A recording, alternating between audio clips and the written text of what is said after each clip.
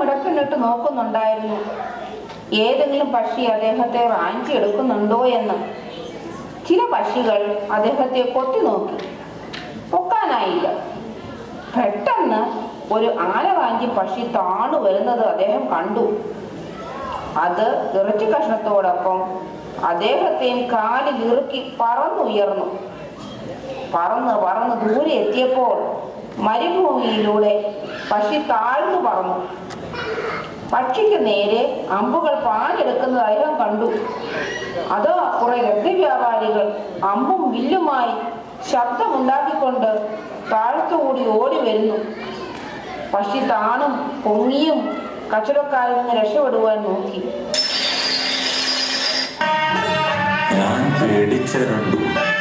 ഒടുവിൽ പക്ഷി ഇറച്ചി കഷ്ണത്തെയും എന്നെയും നിലത്തേക്കിട്ട് പറന്നത്.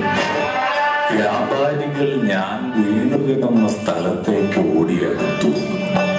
എന്നിട്ട് എന്തുണ്ടായെന്നോ? രത്നവ്യാപാരികളുടെ തലവന് എന്നെ കണ്ട് കടുത്ത ദേഷ്യം വന്നു. രത്നം പ്രതീക്ഷിച്ച് ഓടി വന്നപ്പോൾ കണ്ടത് എന്നെയല്ലേ. ഉണ്ടായ സംഭവങ്ങൾ മുഴുവൻ ഞാൻ രത്നവ്യാപാരിയോട് അറിയിച്ചു.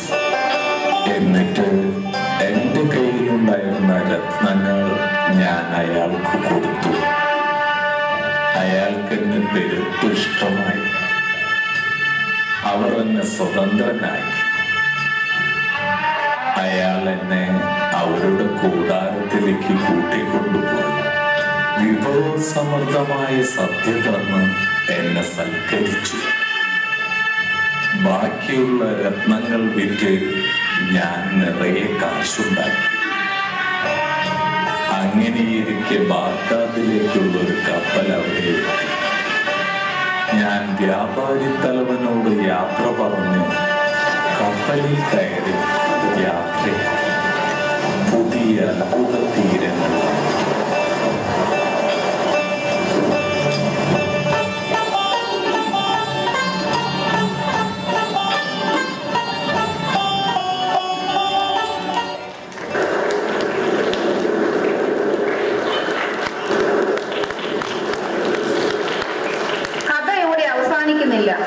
നമ്മുടെ സിൻബാദിന്റെ അനുഭവ കഥ നമ്മുടെ ഓരോരുത്തരുടെയും അമ്മിഞ്ഞ ഹൃദയങ്ങളിൽ തൽക്കാലം വിശ്രമിക്കട്ടെ.